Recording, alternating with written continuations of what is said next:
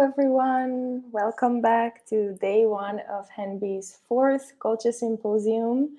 My name is K.U.L.C.H.A. I'm one of the directors here at Heritage Education Network, Belize. And I hope that we all had a healthy lunch and we're ready for this afternoon's lineup. Also, a special thanks again to Mr. Alex Evans for the wonderful music that he wrote and recorded for us.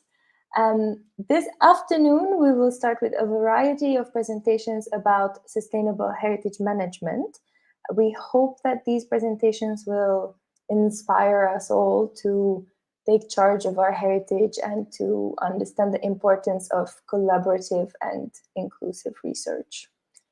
Opening up our afternoon session is Mr. Antonio Berdal from Texas State University, along with Sarah Clark Teresa from Washington College and Crooked Tree Museum and Cultural Heritage Center.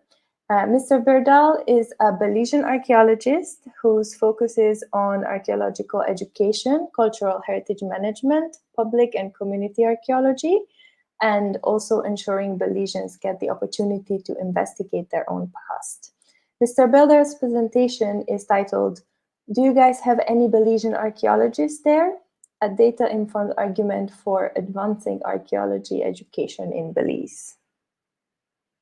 Of Education at Washington College and a member of the Belize River East Archaeology Project. I'm joined tonight by my colleague, Tony Berdal, who's a doctoral candidate in applied anthropology at Texas State University and a member of the Belize Valley Archaeological Reconnaissance Project. You're joining us for our paper, "Do you guys have any Belizean archaeologists there? A data-informed argument for advancing archaeology education in Belize." This presentation aims to advance the ongoing national conversation about cultural heritage education for young people. Our hope is to build an argument for the establishment of formal archaeological curriculum standards that connect to and strengthen national policy initiatives and ongoing work in the field of public archaeology in Belize. Using feedback collected from about 90 7 to 25-year-old Belizean students, we will offer the beginning of a data-informed argument for establishing standard learning objectives aimed at strengthening Belizean youth's understanding, knowledge, and interest in archaeological research as a cultural heritage practice. We argue that this work will both increase Belizean access to archaeological research and reinforce the need for public engagement by archaeological projects working in Belize. Focus on cultural heritage is an essential component of many ongoing efforts. NGOs like HENBY, international archaeological projects, and government-sponsored initiatives consistently highlight the importance of better understanding the past for students in the present.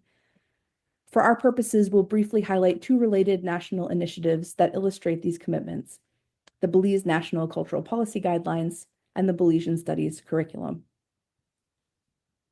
The Belize National Cultural Policy Guidelines, authored by the Institute of Social and Cultural Research in 2016, establish a framework for protecting and sharing the cultural history of Belize. The guidelines assert that Belizeans have a right to holistic, formal, and informal education, including arts and culture. They describe the need to ensure full integration of the teaching of national heritage, culture, and the arts at all educational institutions. And finally, and most importantly for us, they specifically call for the development of curriculum resources and educator training that promote the teaching of Belizean history at all and every level of instruction. As a part of the implementation of the National Cultural Policy, the Belizean Studies Curriculum, a collaborative effort between ISCR, educators, community members, and the Ministry of Education, was launched and piloted in secondary schools in 2018. The interdisciplinary social studies curriculum has a strong identity focus, encouraging students to think early and often about how the past shapes the present. The curriculum encourages students to explore their own cultural practices and beliefs, and to better understand others through cross-disciplinary integration of heritage education into many subjects.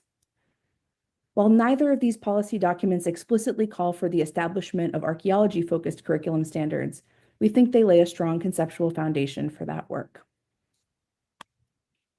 Education in archaeology is not a standard part of the learning experiences of most Belizean youth. Researchers studying the history of Belizean education often comment on the relative absence of archaeological content in the curriculum. In the colonial period, British systems tended to de-emphasize the ancient past and focus instead on British history. Over time, more historical content specific to Belize, largely focused on the ancient Maya, has been incorporated into the curriculum. This means that knowledge about people and how they lived in the past, worshipped, and worked is a part of many students' schooling experiences. However, students are not provided with opportunities to learn how the past is studied and understood. While learning how archaeological research is conducted may not yet be a part of the formal curriculum, an increasing number of Belizean students participate in public or open archaeology programs, such as those offered by the Aventura Archaeological Project, Program for Belize, and the Stand Creek Regional Archaeology Project. This shift towards more public archaeology is due in part to trends in the field, encouraging scientific projects to include meaningful engagement with host communities. This means that many international archaeologists are currently the front line for archaeology education in Belize. It's important to acknowledge what a powerful position they find themselves in. So what's at stake? Why is it important to fold archaeology into the formal study of history and culture in Belize? Or for archaeologists to think critically and systematically about what they are teaching Belizean students in the field? We'll turn now to data collected across several public archaeology projects to help answer these questions. In January of 2018, the Belize River East Archaeology Project, directed by Dr. Ellie Harrison Buck, ran an open archaeology day at their Baptist church excavation in K.U.L.C.H.A. This excavation was part of BREA's ongoing efforts to document historic archaeology, particularly as it relates to history and culture in regional Creole communities. This public archaeology project was organized in partnership with the Crooked Tree Government School, who brought 78 students on a walking field trip. During the visit, they moved through the site, listened to brief presentations, watched demonstrations, and asked questions to the international BREA team and community excavators and project partners. At the end of the visit, school teachers gave an exit ticket, asking students to write responses to the question, "What is one question you have?" 67 of the 78 students completed the exercise. On that ticket, nearly 60% of students asked questions about the field of archaeology. These questions fell into 5 main categories. Students first demonstrated curiosity about the science of archaeology, wondering how sites are chosen and how research is done once artifacts are found. They also asked a lot of questions about who archaeologists are as people. Students asked where archaeologists came from and where else they've done research. Then, as the title of our talk demonstrates, they asked direct questions about whether it was even possible to be a Belizean archaeologist. Student questions about objects showed an understanding that the things that are taken from the ground in archaeological research don't get reburied once they're found. They also showed real curiosity and skepticism about where the things that were found would ultimately end up. As we know, these objects themselves are fascinating and open up lots of wonderful questions. Students had questions about what archaeologists find. They were curious about what they were looking for, and if what they had found was of particular rarity or interest.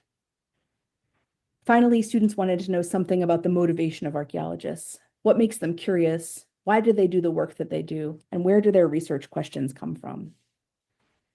Students were interested in the people and the process of archaeology. They're critical and incisive. Their questions show patterns of existing knowledge, skepticism, and curiosity that we think can help Belizean educators and public archaeologists interested in creating curriculum identify natural places to begin that work. The Belize Valley Archaeological Reconnaissance Project came from a need to stop looting and destruction of a site in western Belize, and decades later, they have enhanced this engagement by working along with university students from Belize to help them get their field credit. This has helped to give a space for other Belizeans to volunteer in field work, including high school students, tour guides, and also scouts. So during those field seasons, I would interview the students and volunteers and also document comments that they make based on our interactions, whether it is us discussing artifacts, history, or the archaeological process. One of the issues that came up in the interviews and conversations was the need to see people who looked like themselves conducting the fieldwork. Their knowledge of archaeological projects in Belize was very limited, and what they did know or see was that it was dominated by foreigners. They largely believed that it was something that they could not do or have access to. And they also felt that some of the tour guides who would come to the sites we work at would ignore them and head towards groups of students who were foreign. And this made them feel, to quote one young lady, invisible. After they took part in the process, they realized that once they are taught and they know how it works, they understand the importance of method, they can understand the archaeological process. This also helps them to begin to think of what they're excavating and to see if they can tell what it was used for and also what was happening in that location. Next. What seems to be lacking in Belizean education is just what archaeology is and does, and leaving knowledge of archaeology and its discoveries on a very superficial level. Some of the students wanted to know more than just what temples were or what the names of the sites meant.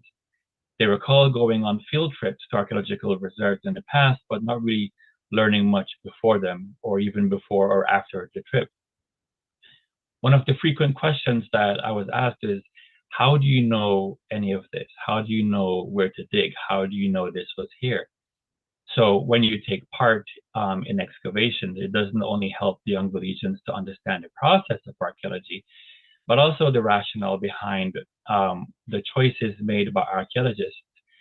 Still, most of them were curious about where we were digging, what happened there, and what we can learn. They wanted to know how these cities were constructed, where the ancient Maya got certain items from, including things like jade and obsidian, especially since Belize does not have a natural source of these things. What they were lacking in their education was any narrative that talks about the lives of the ancient Maya. It became evident from our discussions that they believe archaeologists are responsible for helping to educate the public in what they do and what they discover, but also found the language and the method of education used to be very difficult to understand. Next.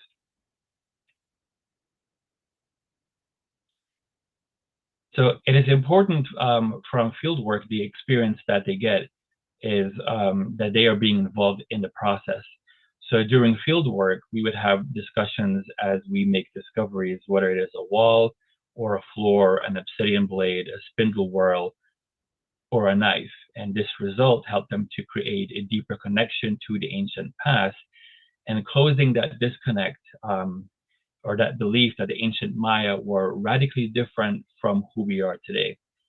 But it goes beyond that because many realize that the importance of having Belizeans conduct such excavations, it is important because it is a part of our historical and also our lived heritage. It sparks an interest to know more about the lives of the people and not just the kings or the elite. They could see themselves using the ancient artifacts in their daily lives. Next. So we believe it is important to help students understand the scientific nature of archaeology, the practice of it, the method of what's being done, and how this differs greatly from looting. Looting is something that they know quite a bit about. You know, don't steal, don't destroy, don't sell. And what we tell them is that this causes the loss of information. What they need to understand is that archaeology requires training and proper documentation because of the destructive nature of archaeology. Discussing the process from start to finish, including the pyramids, how they use technology, the taking of detailed notes, and what happens to the artifacts after, can dispel the notion that archaeologists only come to Belize to loot. Archaeology in Belize is not just about the ancient past, but also investigates recent history. Regional archaeology projects examine different things. They provide information for regional histories and how these histories tie into the larger national picture. Not all archaeological projects ask or answer the same questions. It would be good for teachers to have access to this information so that they can talk to their students and show them what archaeology is and what it encompasses. But it is more than just the ancient Maya, but also examines what happened before the ancient Maya formed in Belize, and also how archaeology can help us learn more about recent history. By working with teachers, archaeologists can help to create stuff that they can read that's easy to digest as non-academics at varying reading levels. And these can go along with regional histories or to go along with artifacts or also the process of excavation. Next. So apart from discussing the science of archaeology, we believe that it is important that they talk about the significance of the results. Not all students will get the chance to take part in excavation, but I think it's good for them to see the process of it and to be able to see and touch artifacts, which helps them to create a stronger connection between the past and the present. They can be taught how to properly hold artifacts and get young Belizeans thinking critically about what the artifacts mean and how it can tell us more about the past. This may not have to be done in the field, but can also be done in schools by having a small traveling exhibit. From seeing the impact of being on a project, I think it's good that we encourage more young people to be involved in archaeology. Archaeological projects can work along with schools to establish some kind of program that allows this, whether it's a day or a week, just to visit, just to see their lab space, or even to actively excavate along with them. While this may require careful planning, it is not impossible. It is important that young Belizeans understand that archaeology is not closed off to them. When they understand the colonial history of archaeology in Belize and what happened and why, but also reminded that the archaeological past belongs to everyone, then they will come to understand the importance of being a part of that process. Archaeology can help them to inform who we are as a nation, as a people, as a culture, and how tangible culture goes hand in hand with intangible culture to enhance our shared identity. As challenging as we know it can be to execute something like this, having young Belizeans present to see the process will help them in the journey of answering that question, are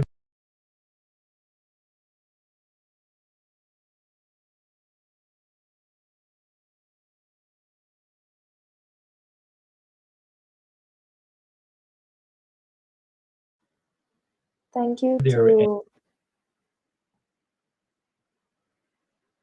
Oh, apologies for the technical difficulties. It's always challenging. Thank you to Mr. Antonio Berdal and Sarah Clark-Doreza for sharing their work on involving Belizeans in archaeology education. Also, apologies if we caught any of the ending of your presentation. I hope we will have some time to discuss it during the Q&A. I also saw some questions coming in. And speaking of questions, please don't forget to ask your questions in the comments. We will definitely address them with the presenters during our Q&A section. And next in our lineup is a presentation titled Negotiating Heritage Through Education and Archaeology by Dr. Alicia McGill. Dr. McGill is an associate professor in the Department of History and director of the Self-Design Program, which is an interdisciplinary undergraduate major at North Carolina State University. She is a public historian with expertise in critical heritage studies, historic preservation, community-based research, and African American, Caribbean, and Latin American history. She has done work on the history of archaeology, education, and community-based heritage in Belize since 2005. And Dr. McGill also conducts research, teaching, and service related to Black culture and history in the Southern United States, with a particular focus on historic preservation and community engagement in North Carolina. Please welcome Dr. Alicia McGill. Thank you to the Heritage Education Network Belize for organizing the K.U.L.C.H.A Symposium, which enables community members, scholars like myself, and heritage practitioners to connect and think through possibilities for future projects and collaborations. In this presentation, I summarize and reflect on takeaways from research and community engagement I conducted for my dissertation and first book. In particular, I consider the implications of a long history of rhetoric and programming related to intersections between education, cultural heritage, and social and economic development in Belize. My first research experience in Belize began in March 2005 with the K.U.L.C.H.A Archaeological Project, CHAP, and Creole community of Crooked Tree. In addition to this region's Maya, Creole, and British colonial history, another important piece of the cultural landscape is the rich ecosystem and related tourism. The wetland systems surrounding Crooked Tree are part of a bird and wildlife sanctuary co-managed by the National Forestry Department and Belize Audubon Society. The CHAP started in the late 1980s as a community-initiated project directed by American archaeologist Ann Pyburn. Residents had long known about K.U.L.C.H, and village leaders recognized the cultural and economic capital of Maya archaeological heritage. When the CHAP ended in the early 21st century, not all community expectations related to site development and tourism had been met. However, the project developed a foundation for community heritage engagement and revealed a complex web of cultural knowledge, public memory, tourism imaginaries, and archaeological research. Scholars continue to build off this legacy with new avenues of research and engagement through entities like the Crooked Tree Museum and Cultural Heritage Center. I went to Belize as a graduate student interested in community-based archaeology and intrigued by the nascent African and Maya History Project, AMH, a Belizean curricular initiative to integrate African and Maya history into elementary schools, and the development of national heritage infrastructure, policy, and programs. In my graduate research, I aimed to understand the impacts of archaeology and formal education in Crooked Tree and the intersections and tensions between community needs, competing heritage values, and archaeological and educational practice. Additionally, as I explored the relationship of the state and citizens through the lenses of archaeology and education, I noted the ways actors like teachers, students, and community leaders negotiated a range of heritage values and processes and participated in heritage meaning making. I conducted interviews with Belizean elementary school students, teachers, community leaders, tour guides, and national heritage actors, and engaged in participant observation at schools, community and educational events, and archaeological sites. In addition to Crooked Tree, I also worked in the nearby village of Biscayne that did not have the same history of archaeology. Through my research, I came to understand the central roles young people play in Belizean society. I learned that many youth knew about archaeology, were excited about the field, and were interested in ancient Maya culture. Although Crooked Tree residents engage in rich cultural and linguistic practices, I noted that rural Creole heritage was often marginalized in official contexts like tourism, archaeology, and curriculum. I witnessed teachers instructing students about culture, but the content covered in classrooms, textbooks, and museums often essentialized and compartmentalized cultural practices. Children then replicated reified versions of culture. For example, ethnic groups identified with certain clothes, foods, music, and dances. But some young people I spoke with articulated complex realities like mixed backgrounds and dynamic cultural practices.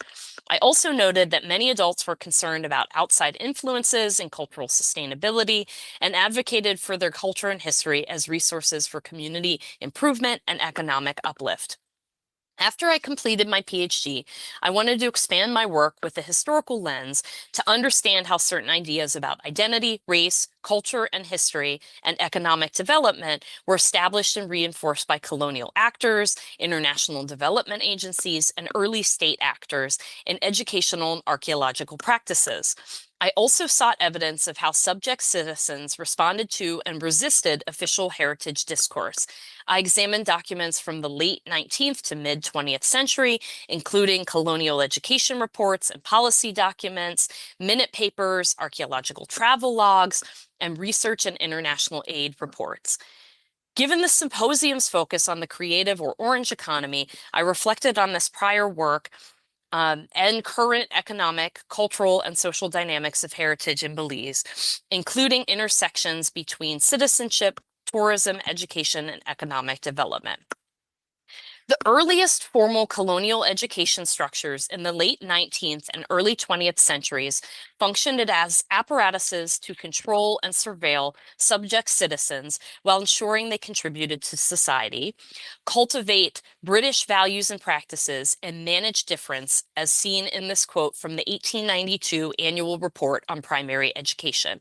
Early colonial education materials also defined and reified racial categories, privileged certain cultural groups and practices over others, and denigrated and delegitimized African and rural Creole cultural practices and histories. British and American archaeologists and explorers of the time also constructed and contributed to an official heritage discourse that justified the exploration, documentation, and surveillance of colonial landscapes.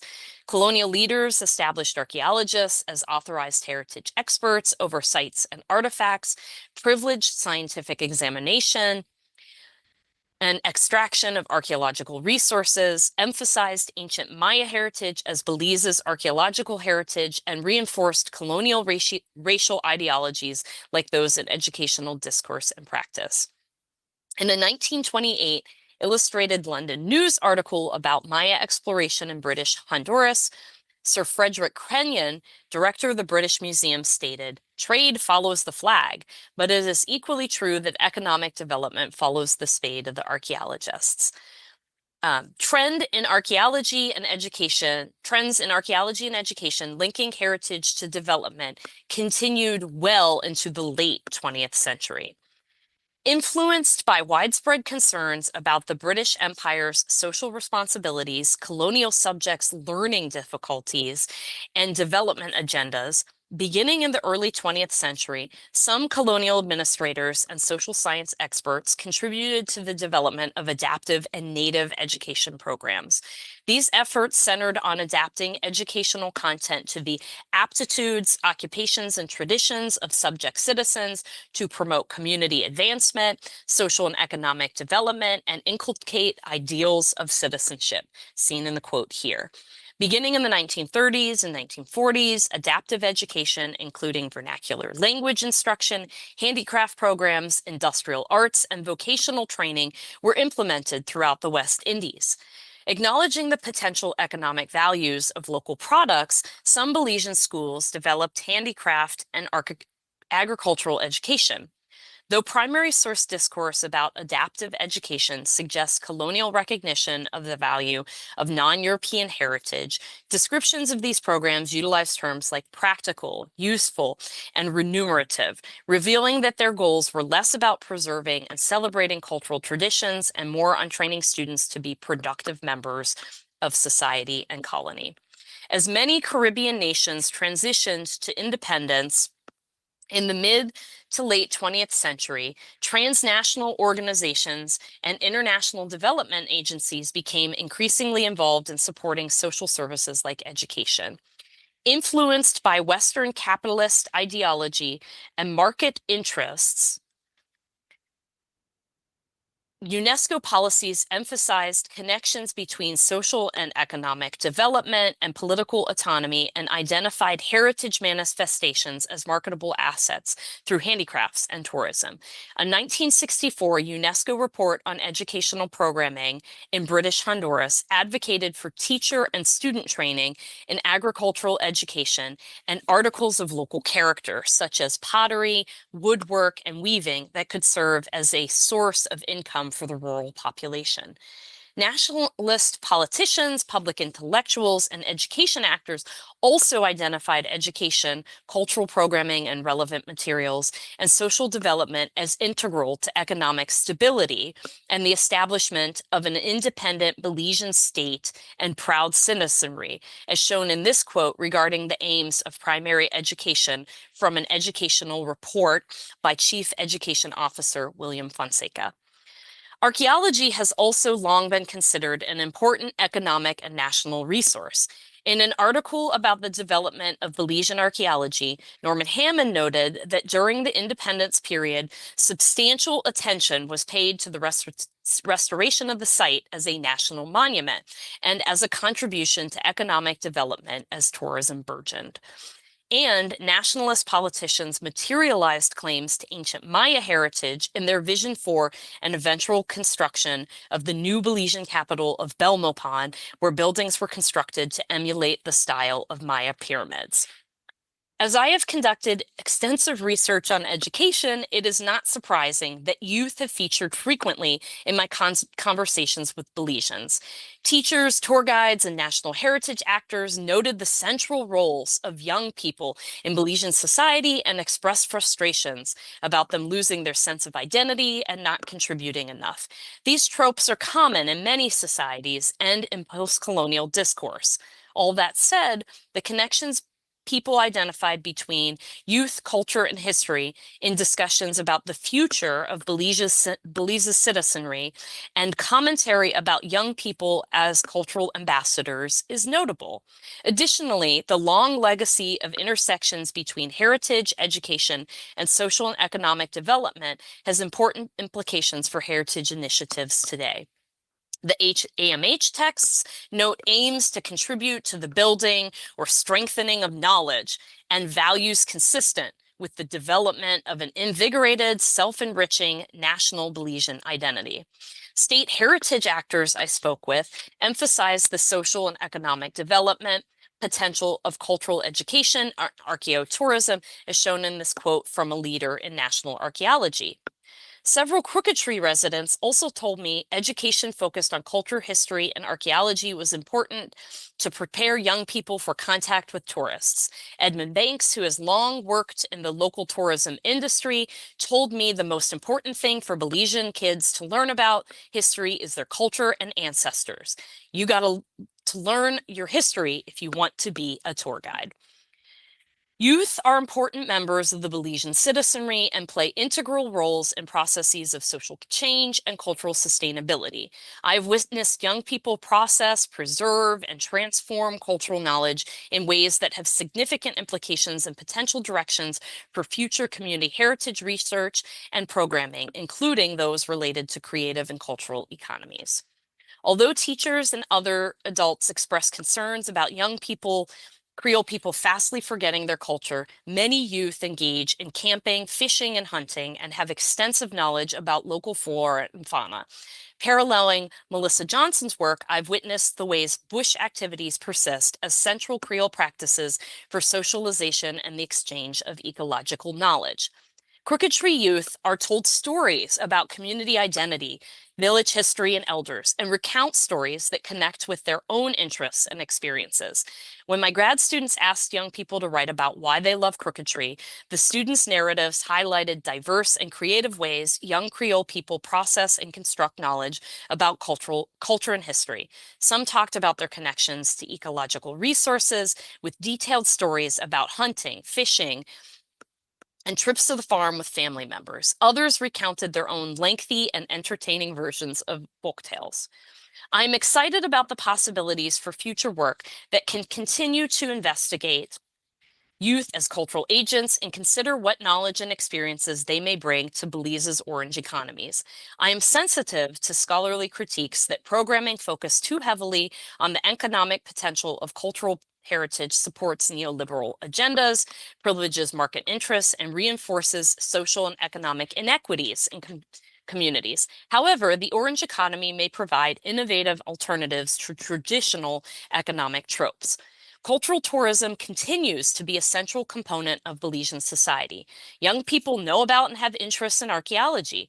More research is needed and is being done about how youth learn about heritage-themed career avenues and their goals in these undertakings. I plan to follow up with young people I worked with in Crooked Tree to see how they are using their knowledge and talents within and outside of the tourism economy as tour guides, teachers, call center staff, and in other industries. Additionally, more could be done to foster creative outlets for youth as storytellers and cultural agents. The Institute for Social and Cultural Research, heritage organizations, and community centers and museums across the country are supporting so many exciting cultural, artistic, and creative programs. Researching the impacts of these programs on young people and educators in diverse communities will reveal important lessons for future heritage engagements. And as noted by Belizean scholars and heritage actors, teachers need more resources, support, and training in heritage disciplines like public history, ensuring they have opportunities to effectively implement cultural programs in their classrooms and fulfill their goals of ensuring student success for future generations. Thank you very much.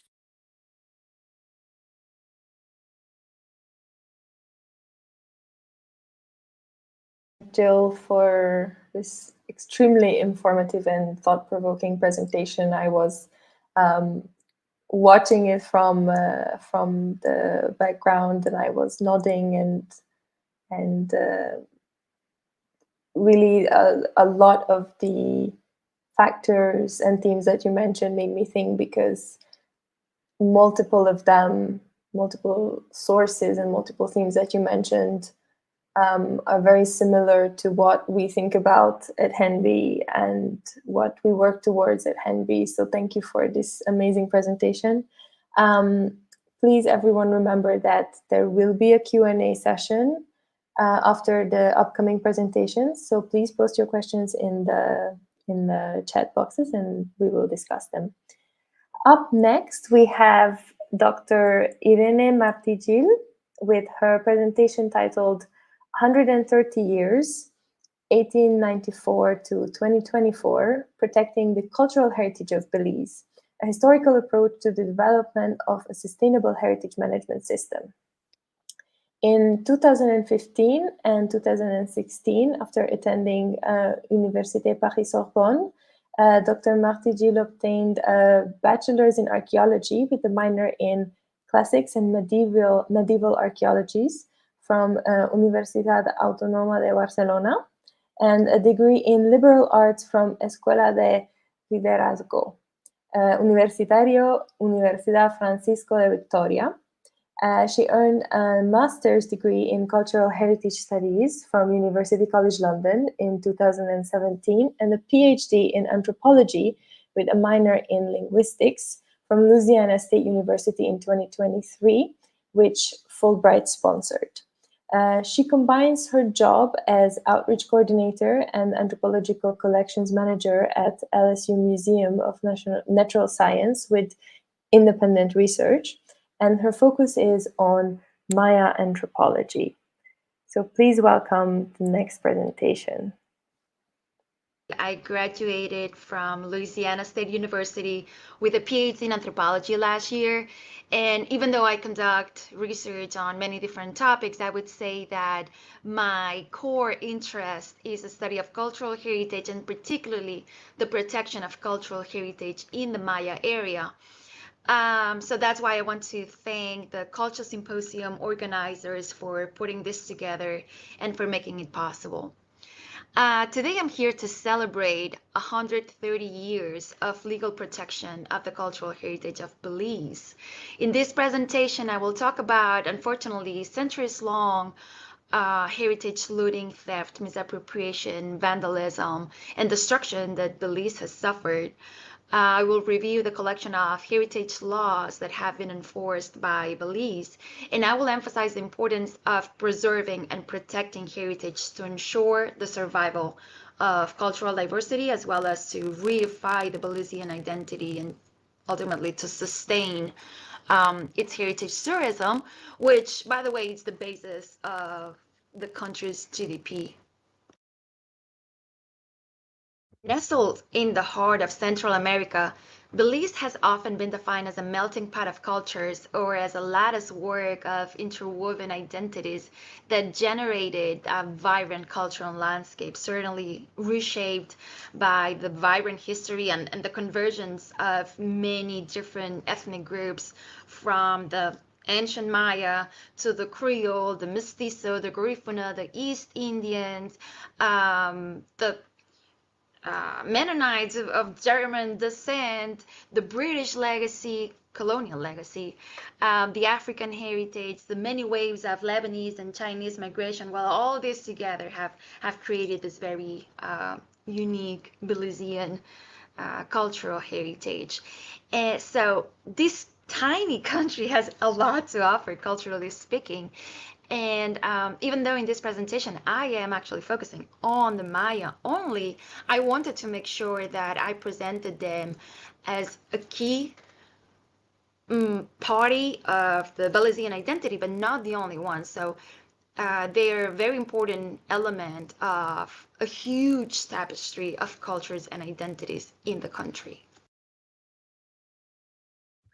The remnants of the Maya culture, whose vast empire once ruled the region comprised by modern-day Mexico, Guatemala, and Belize, and which has been present in the country from the pre-classic about 2000 before Common Era until our days, are both tangible and intangible. From their unique language to their beautiful textiles, the traditional gastronomy, folkloric music and dance, art and craftsmanship of all kinds, and of course, the monumental, awe-inspiring architecture. There are many archaeological remains all across Belize. At least 600 settlements have been identified, from monumental sites like Caracol to humble workshop sites. But only a few of them have been scientifically and systematically investigated. That means that a big chunk of the Belizean history is still buried or underwater, waiting to be retrieved and brought back to its people and humanity as a whole. The exquisiteness and historical significance ascribed to the Maya material culture, however, has also multiplied the fiduciary value of these items in the international art and antiquities market, both the white and the black markets, also the gray market, turning them into targets of theft, archaeological ransack, and illegal export. In fact, Belize has been the epicenter for looting since the 19th century, if not before, when treasure hunters were plundering the nation's ruins, sometimes under the guise of archaeology. These colonial explorers, quote unquote, were fascinated by the beauty, the exoticism, and the mysticism that surrounded the ancient Maya worldviews and lifestyles. And it's that same fascination that triggered planned and opportunistic or occasional looting, conducted both by locals and foreigners, and for a wide array of reasons, sometimes for collecting purposes, for scientific purposes, or of course for monetary purposes. The market of looted archaeological assets blossomed at the beginning of the 20th century, and that is when that cycle of the fish that bite its tail began. The international market demanded masterful Maya carved stelae and painted pottery, which induced the systematic archaeological plunder of sites, and the theft and the mutilation of monuments. And that continuous supply of Maya artifacts, sometimes from Belize, kept igniting scholarship, which added value to the assets and trigger more looting, and that's how just the cycle continued over the 20th century. And to this day, looting remains a major problem in Belize, particularly because of the very specific characteristics of this country. It seems to be the ideal scenario for illicit antiquities trafficking. It doesn't really have an extensive master list of all the archaeological sites, and just the jungle terrain facilitates the undertaking of clandestine activities with near absolute impunity. This way, in the 1980s, it was reckoned that a third of the Belizean sites had been looting, including 74% of the major ceremonial sites and 53% of the minor ceremonial sites. Now, 30 years later, these numbers have increased up to 95% of all archaeological sites in Belize at some point have been plundered.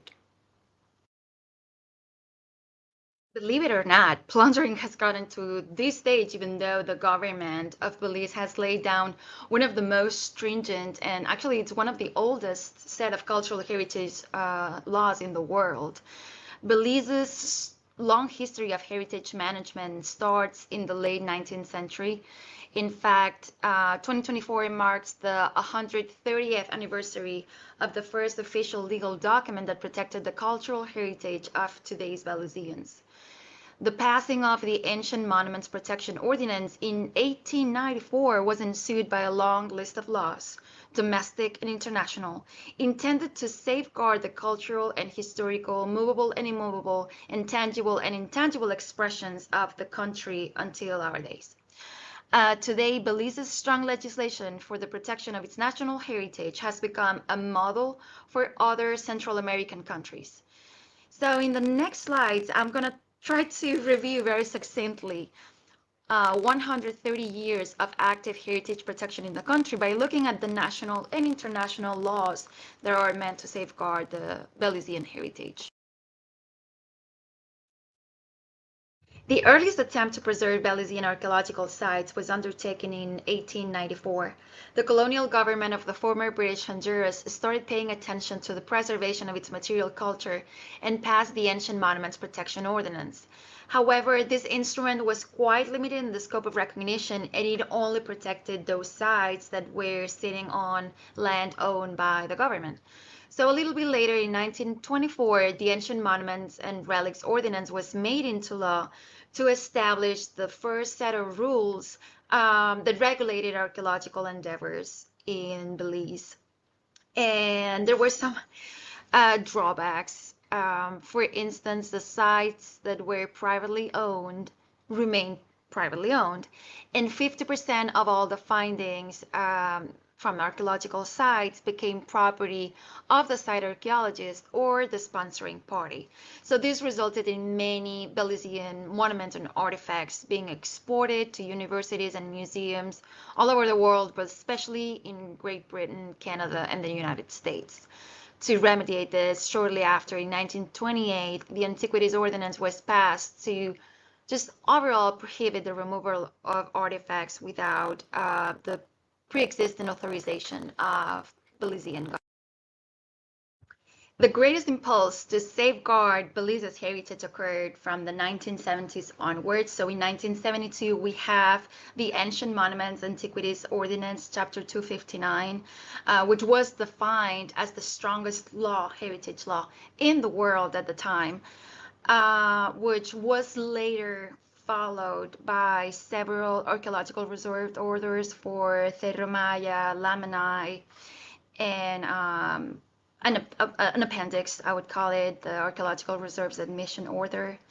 Then in 1998, the National Institute of Cultural and History Bill, Chapter 331, was passed, which helped fund the National Institute of Culture.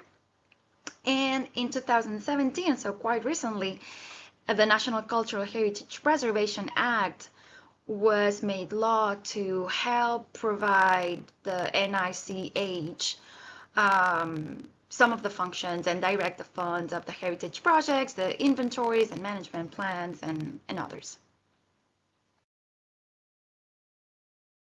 Because of the industry of illegal antiquities trafficking involves a complex interaction of agents, usually organized in international criminal networks, collaboration among nations in form of either bilateral agreements or multilateral conventions is indispensable.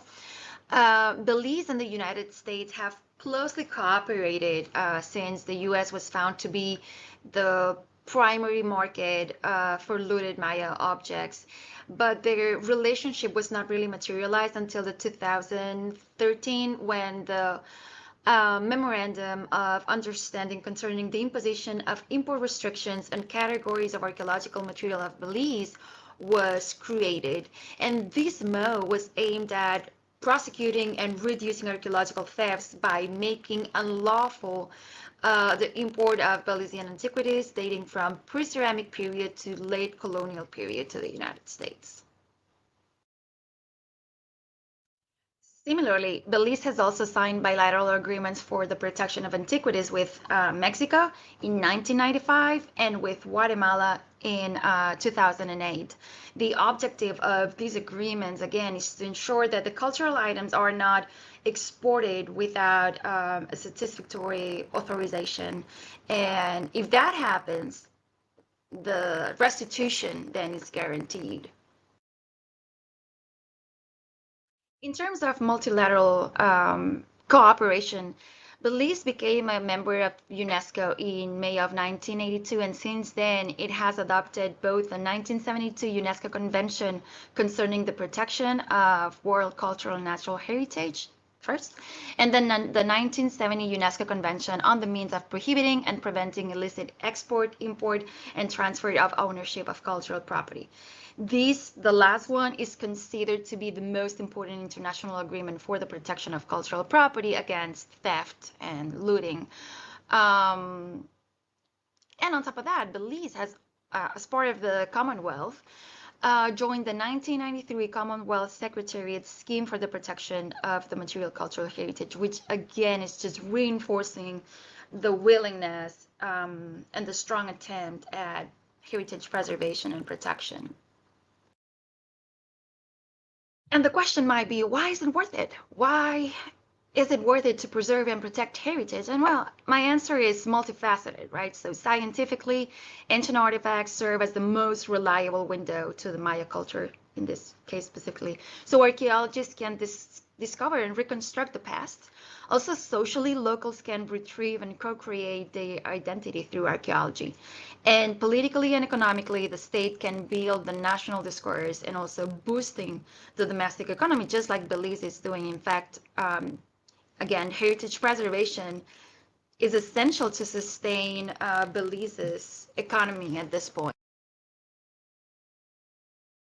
In recent years, the government of Belize has been marketing and promoting tourism as its primary economic sector. In fact, tourism, or the tourism industry, has grown tremendously. So from the beach tourism in the case to cruise ships, and day-long excursions to ecotourism.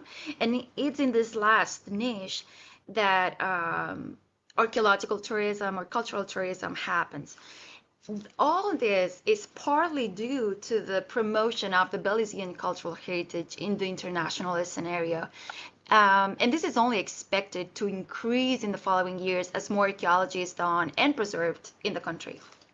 And that is wonderful at so many levels. So tourism is not only a great economic driver, but it has also an outstanding educational value, and it has a significant impact in raising awareness about cultural diversity, historical multivocality, and indigenous worldviews. That said, tourism also brings threats to cultural heritage. Mass tourism can precipitate the physical decay of cultural assets. It can induce unwanted changes in the community, like the creation of social or economic differences, and certainly can have an important environmental consequence just by the fact that littering happens, logging for land development and road construction, or soil erosion from landscape alteration. So we, just like cultural heritage people, have to be very mindful when we create and draft tourism projects to be very aware of the circumstances and have a sustainable perspective kept in mind at all times. So the Belizean Cultural Heritage Framework is not perfect by any means. However, the constant interest put in updating, expanding, and improving the legal system speaks of the commitment to strengthening the preservation efforts. And this has borne its fruits. The Belizean archaeology projects have become the epicenter of scholarly research, and its cultural assets are appreciated and valued by people from all over the world. So let's now work toward building a sustainable heritage world that respects Belize's cultural diversity, biodiversity, and identity. Thank you for listening. Thank you, Dr. Matthew, for this insightful presentation. I'm very excited to have you on the panel, on the Q&A panel, and just discuss everything that you talked about.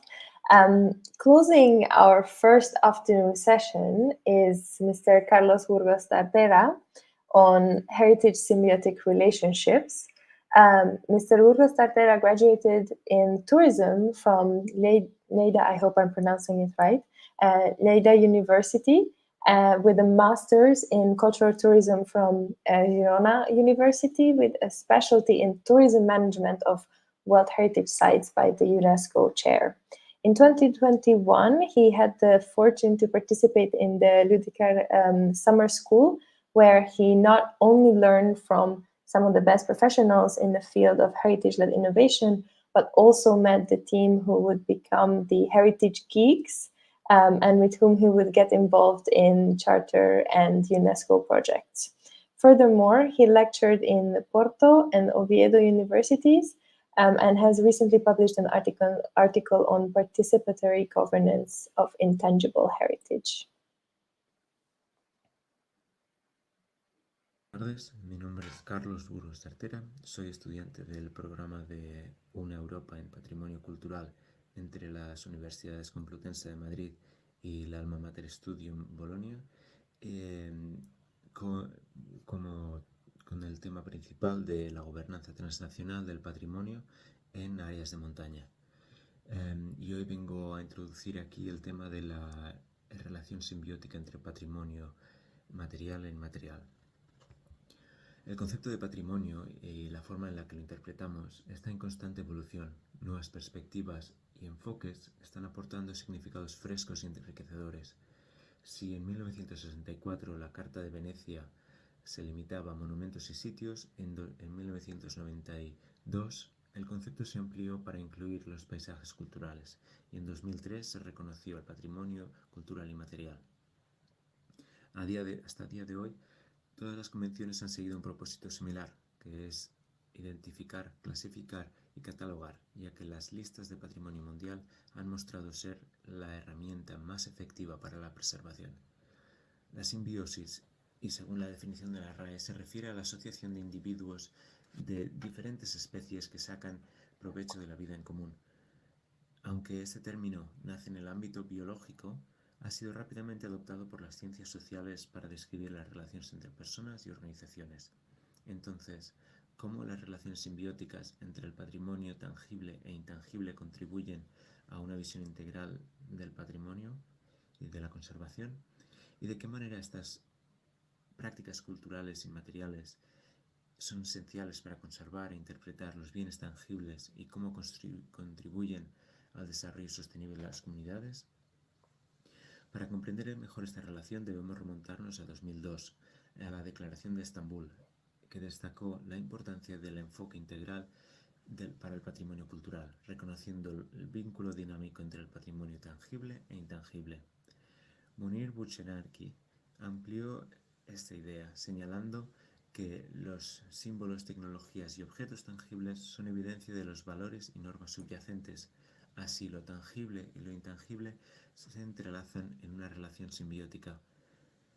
Es decir, el patrimonio inmaterial actúa como un marco más amplio que otorga significado y forma parte del patrimonio tangible. Este enfoque no solo recalca la importancia de las políticas que promueven el patrimonio mixto, sino que también subraya que la salvaguardia del patrimonio debe estar en manos de las comunidades locales.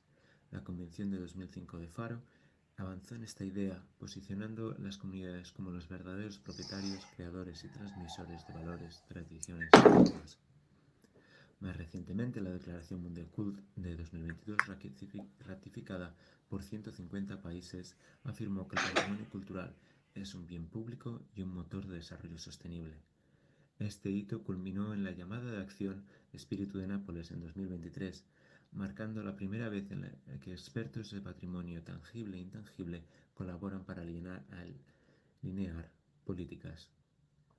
Este enfoque holístico, que integra el patrimonio cultural tangible e intangible y natural, pone a las comunidades en el centro, reforzando su conexión con el patrimonio. En un mundo de constante cambio donde las manifestaciones culturales e identitarias en áreas remotas están bajo amenaza debido a cambios y desafíos socioeconómicos, es crucial desarrollar estrategias creativas y holísticas para preservar lo que nos hace únicos, garantizando que estos legados se transmitan a las generaciones futuras. Pero, ¿qué significa realmente adoptar un enfoque holístico para el patrimonio tangible e intangible? ¿Y cómo pueden aplicarse esta idea en la práctica? Lo más importante, ¿cómo pueden estos sitios vivos fomentar la cohesión social y el sentido profundo de identidad? Explorar ejemplos concretos nos ayuda a entender cómo las prácticas culturales y materiales del patrimonio físico no solo coexisten, sino que se enriquecen mutuamente, apoyando el desarrollo sostenible de las comunidades. Así, la relación simbiótica entre ambos elementos crea un paisaje patrimonial dinámico y conectado donde el pasado y el presente se entrelazan para asegurar un futuro sostenible.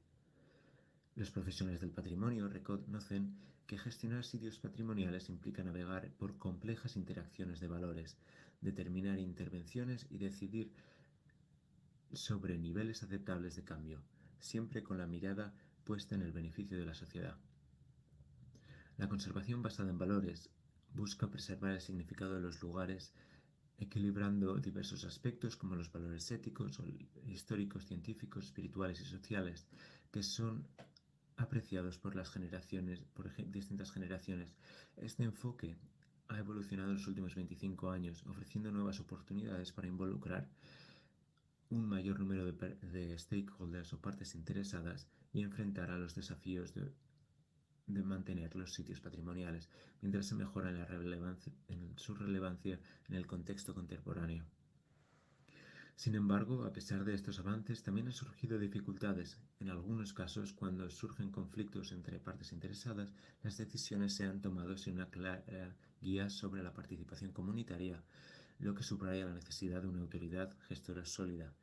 A menudo los profesionales de la conservación priorizan los elementos físicos del patrimonio sobre los intangibles, lo que crea una desconexión sobre estos dos aspectos que debería evitarse.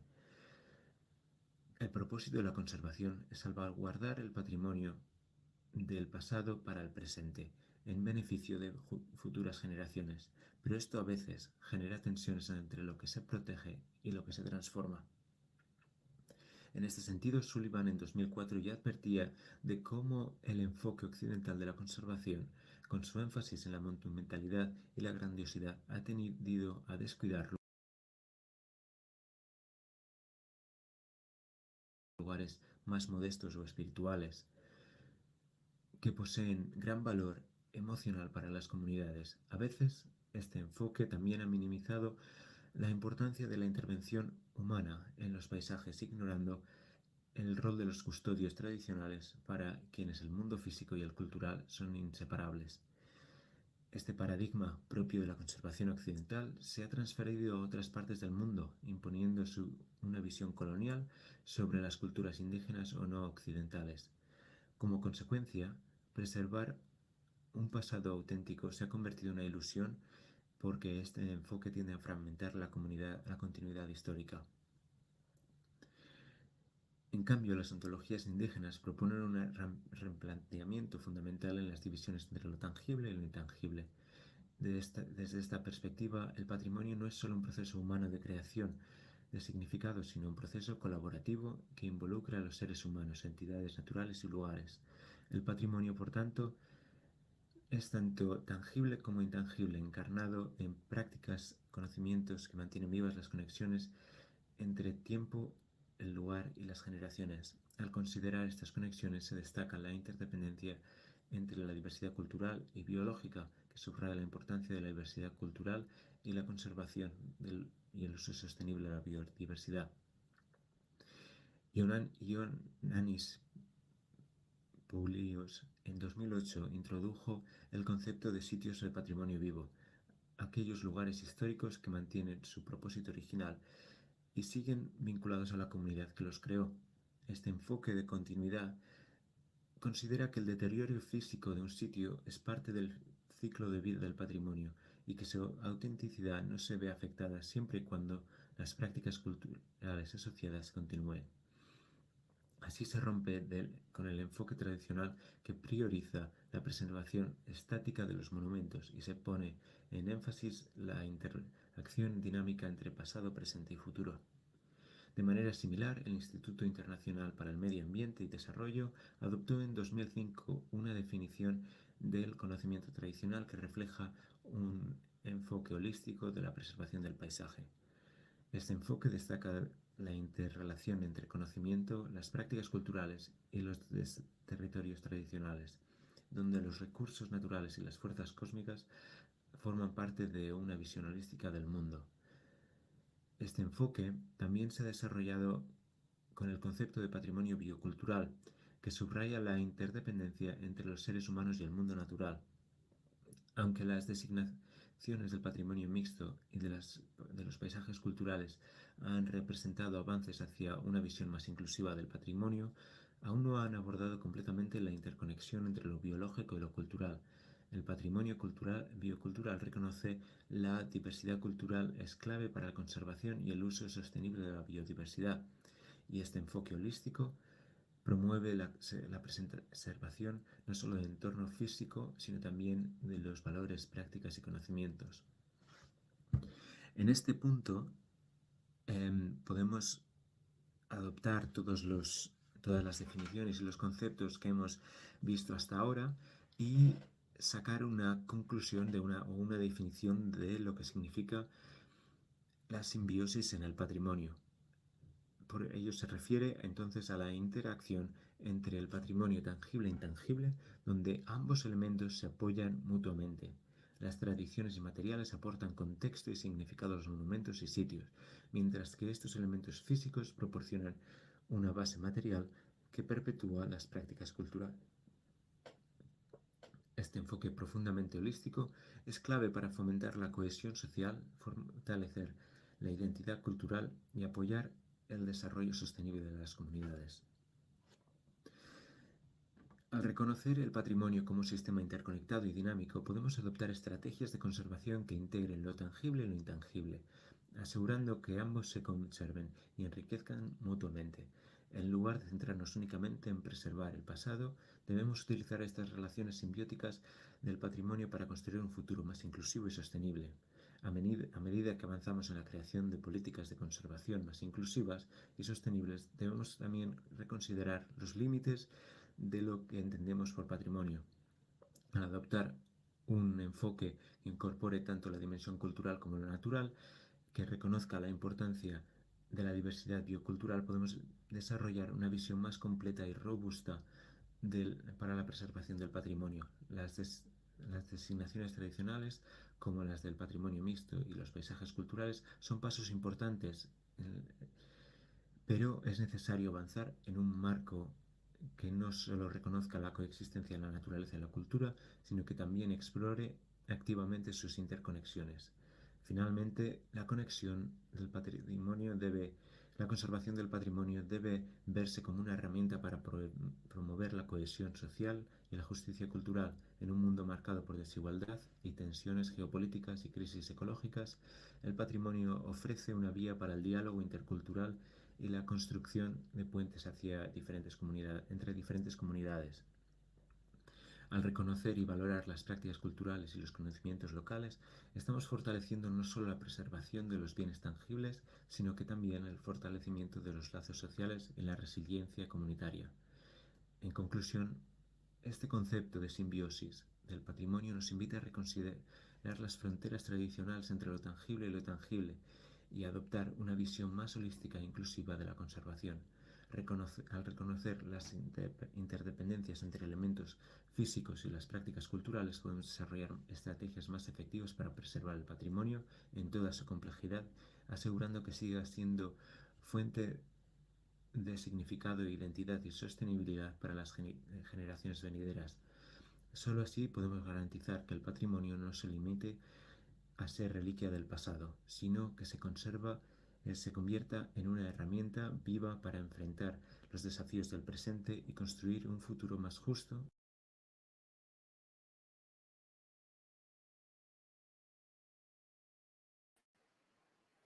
Thank you, Mr. Burgos Tartera, for sharing your work with our viewers. I think that heritage-symbiotic relationships really captured the interconnectedness of all the topics we were talking about this session. So it was very interesting to listen to your presentation. And now we will open the floor to our audience for a live Q&A. I saw that there's a lot of questions in the question in the chat. So please put your comments and questions in the comment section on Facebook or YouTube for our presenters if you haven't already done so.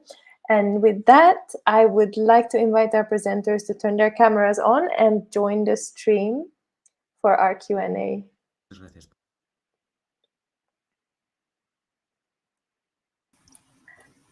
Hello, everyone. Thank you for your wonderful presentations. It was really, really amazing to listen to all of you. We have quite a few questions, so let's try to get through it and see if we can answer as many or discuss as many as possible. The first one is from our host, our morning host, Ali, and she is directing it to Ms. Clark Teresa and Mr. Berdal. In your opinions, what do you think are the main challenges that heritage education faces in Belize and globally today? Are there resources available to overcome these challenges? That's a tough one. I think a lot of it is based on where you live. It also depends on what you have access to. As I commented on online to Ali, I think one of the problems is just having access to the reports that come out. I mean, in terms of heritage, speaking about archaeology, some of the reports may not be easy to access. If you are in Belize, for example, if you can't get them online, you don't have access to the internet, then you have to go all the way to Belmopan to get access to the reports. And sometimes that is not, that's not easy. Seems easy to us, but for people who live very, very far away, maybe not so. And then a lot of the articles that people write about their research are also hidden behind paywalls. You have to subscribe, you have to pay incredible fees to get them. And let's say you do get access to reports and articles. One of my pet peeves is the use of a lot of jargon. A lot of this work is extremely hard to understand. The simple narrative of what the report is saying is sometimes often buried between beneath mountains of data and in charts and figures. And all of this can seem extremely daunting to someone who does not have a background in archaeology. And, you know, going right into it, trying to read the introduction may put them off from wanting to learn more. I think one of the ways to fix this is that the projects should find a way to, you can have your articles, you can have your reports, but then also have everything condensed into a single page or two that takes out all of the jargon, all the unnecessary figures that the regular people might not want, and written in a way that is easy for them to understand and to digest.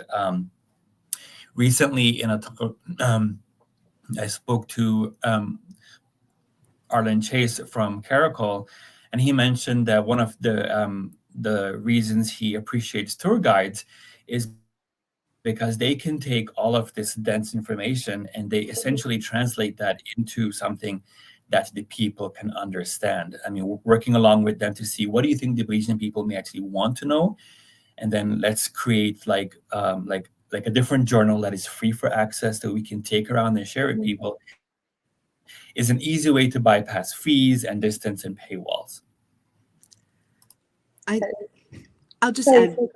Oh yeah, no, I'll just add briefly. I think Tony's got it spot on in terms of access. I also think it's easy to turn and say schools are the places that we should address issues of access because most people go to school, right? So there's this kind of idea that that's the universal place to address lots of, to make sure everyone gets the same information.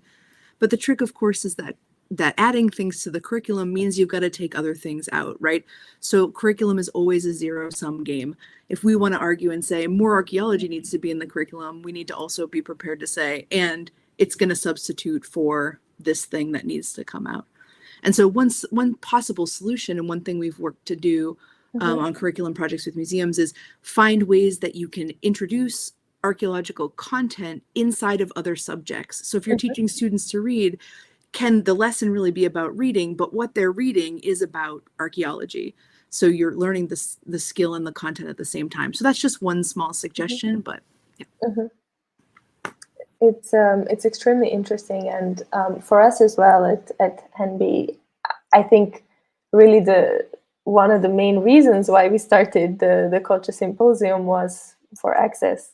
And granted, we started during COVID times, so it was natural that we would have something online, but we made the conscious decision to continue it online because look at how many of us could join, and look at how many people can continue watching your presentations for years to come. You know, we still have views on something that were presented 4 years ago. And then we have schools using it. And so that's exactly the reason why we started this as well. So I completely understand what you're saying. And it's really extremely interesting, and it's extremely challenging overall in general. So thank you for your presentation, and thank you for doing what you're doing. Let me just find other questions. We have one also directed to you. Thank you, Ms. Clark-Dereza and Mr. Berda, for your presentation. Can you talk more about how you would like to see foreign and Belizean archaeologists collaborating in relation to youth education?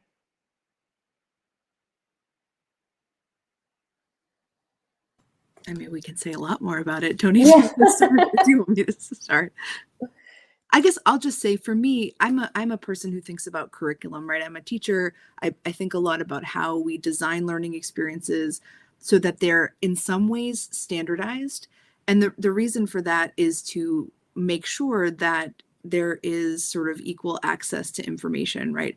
And so one thing I think Tony and I are arguing for is a conversation that brings all these different kinds of expert educators together and has as its goal establishing 5, 10, 20, 500, whatever things that we think are the most important for kids who are engaged in field experiences or who are learning about archaeology in other contexts to learn, so that those opportunities are sort of like are standardized in that kind of way. Of course, it shouldn't limit local variability. Some of the beauty of what there is to learn about archaeology in Belize is how different it is place to place.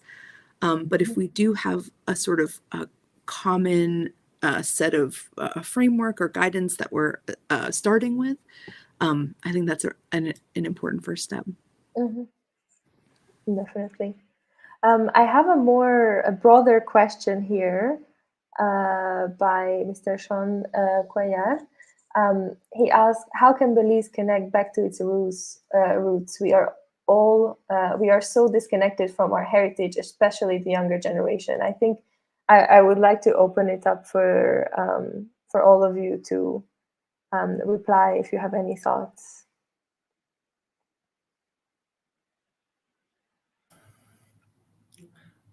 Okay. I think one way is to find out what interests the youth in the first place. How do they learn? And once again, going back to archaeology, one of the examples that I gave to him, and I'm also going to talk about it here, is the use of social media is a powerful way. Now, for the project that I did this summer, at the recommendation of the younger people, they suggested that we create a TikTok account, which I would have never done on my own. But realizing that we started posting videos, and then in the comments, a lot of young people were saying, "Oh, how can I get involved?" They see young people doing archaeology, participating in digs, and having fun, and also learning at the same time. And all of a sudden, it matters to some of them that they want to do the same thing. They want to have the same kind of experience. They want to have the same kind of exposure. I think if we take the local uh, our local people that they look up to in terms of music, and maybe have them do a series of going to archaeological sites and talking about not just, oh, it's beautiful and here's a temple, but here's the history of this particular structure. Here's the history of this particular stela, as told by Stig the artist, or Ernestine Carballo, or whoever, and have this on YouTube, have it on TikTok. Then young people may say, you know what, I relate. I like this musician. They're talking about archaeology. They're talking about heritage. I think it's cool, if that's what they think are cool.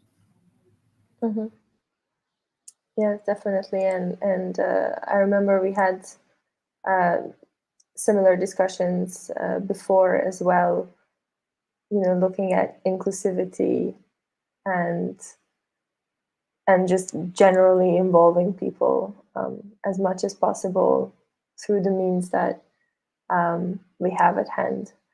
So it's very, very important. Yeah, to build off of what Tony said, just meeting young people where they are, and also recognizing that maybe they are connected to their heritage just in different ways. And so maybe we're using too much of the jargon, or not the right language, or not asking the right questions about how young people are connecting with and thinking about cultural heritage. I'm bummed that the presentation about storytelling was not able to be part of the session, because I think that probably would have provided some great thoughts about youth connecting with cultural heritage. Definitely. And I personally also have experience. I did an ethnographic study in Lamanai, in Indian church, looking at how generally the frontline communities are connecting with the site and looking at the site, and the results were very, very different from what one would expect. And a lot of the young people I interviewed back in the day, they connected to the sites through the stories that their parents told them. So it was a very different kind of connection. And so if you start looking at how and where people are connecting to heritage, or it can be tangible, intangible, then I think it's a very, very good starting point to... I hate to duck out, but I have to go and attend to something. So thank you for... Thank you. Us. We can move on to some of the other questions. I have one. Oh, sorry. Well, go if ahead. you allow me real quick. No, I just wanted to add to that conversation. Please I add. think it's very enriching. I think it's very important that young generations feel that they are in power of co-creating that heritage, because naturally, especially the youngsters, they are creative, and sometimes they might not know how to channel all that power and all that creativity and that personal identity into like a bigger picture. So I think that just involving them into the process of creating what their identity is, how they relate to their culture, to their previous generations, to to these times, that would be like a great way to get them encouraged more and more to be part of the cultural life. Definitely. They're all I think these topics are all so interconnected, and it's very, very interesting. I do have another question, just being conscious of time. This is directed to Dr. McGill, but I think it is for you, Irene, because the question is, what are some of the rules and regulations that you believe Belize still lacks, and what do you believe can be done to decrease looting? Yeah. If I'm not wrong, I think Belize has not get on board with the 1995 UNIDROIT Convention. And that convention goes hand in hand with the 1970 UNESCO Convention for the Protection of Heritage in face of heritage trafficking. So those two conventions, actually, they go together. So missing one of them is limping in that effort to prevent heritage trafficking to keep going. So that would be one good first step. And also, I believe the 2006 underwater convention, UNESCO Convention for the Protection of Underwater Heritage, was not passed either, or ratified. I think that's the exact word. And that is very significant, considering that Belize has a great coastline. So it surprised me that it hasn't been done yet. So maybe they are in negotiations and they're in a discussion stage. I'm not aware of where it's sitting right now, but those would be my two first fronts to work on. And the second part of the question, I think it was, what do we do to prevent looting from happening? And I would like to link this to Carlos' presentation and the understanding of tangible and intangible heritage here. Because for some Native communities, looting is not an act of vandalism per se, but it has some religious and spiritual connection to the actual act of digging out these artifacts. For us archaeologists, artifacts, for them, like valuable objects. So I feel like the first step for us to take is to reevaluate what we actually consider looting and how we define looting, in order to just be fair to the Native communities that might have a different perception from the Western impositions and the Eurocentric ideas of what the trafficking of heritage is. In my personal opinion, if you ask me, I think that as soon as you have, or you put some financial value to the archaeological artifact, that starts to morph into trafficking. But there are so many other factors that affect that unearthing of a cultural asset. So that's a very complicated question, and I would love to the person who asked this question to please email me, and I'll be happy to have like a more open conversation without the time constraints. Yes, definitely. I don't know, Carlos, if you have any thoughts on the matter. Well, I have many thoughts about the ratification of the different states, and it's very, very interesting to know how the different political agendas line up to the ratification of each of the different conventions. And one of the things I find most fascinating is that just this year, the UK has ratified the 2003 Convention on Intangible Heritage, something that basic and of that caliber that, like a big developed nation has just adopted. It gives a lot of food thought to see how politics and heritage go lined up. And as soon as we start understanding how you cannot conceive individual things as heritage, but as part of a more bigger picture, a more bigger, how they are interconnect with other heritage and other economies. And part of the economy and the society and the political agendas is when you start seeing how the future of heritage goes through. Mm-hmm.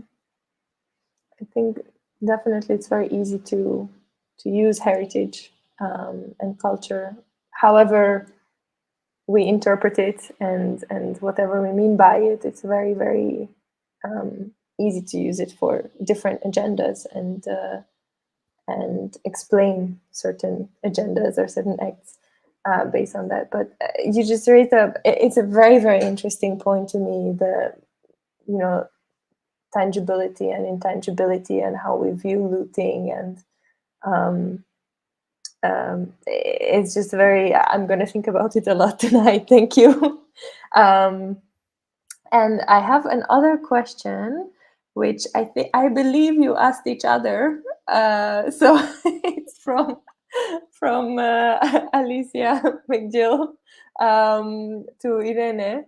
Do you know if there have been recent studies on subsistence digging in Belize to better understand the cultural, economic, and political dynamics of the practices? I am not aware of any recent publication, but I'm working on one, so stay tuned. No, seriously. So I think that it was like a big hit during the 90s, and somehow that topic got silenced, or just it fall out of interest for many archaeologists and anthropologists to keep doing research on it. And I find very surprising, because certainly cultural trafficking has not stopped. It just has changed into this different shape, and it has found like different channels right now. You can find cultural heritage for sale on Facebook Market. I hope they don't like shut this down because I just mentioned that. But or you can find it on, you know, eBay and other online platforms. So really the market has adapted to the new global trends. What has not adapted to the global trends is the laws that are intended to protect that from happening. So we are always one step behind. And I feel that anthropologists in general, archaeologists in particular, need to put some effort into understanding and anticipating these new moves, just to, you know, like have a vantage point over the system. But it has not happened, and unfortunately I'm not aware of any recent publications.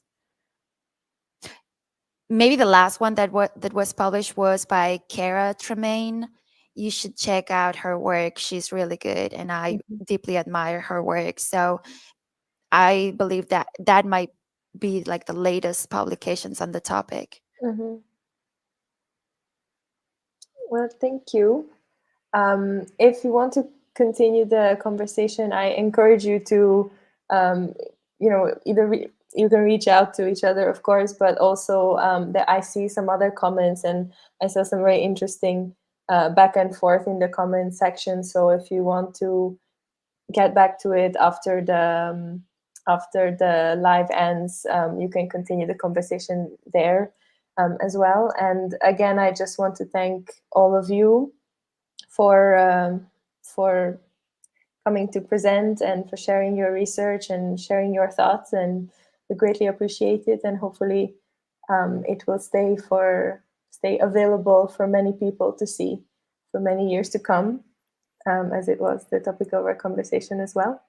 And thank you again. Thank you for our viewers. And don't forget that we continue tomorrow with another day of presentations and Q&A sessions. See everyone tomorrow. Thank you, everyone. Thank you, Thank Henby. you. Thank you. Bye. Bye-bye. Thank you.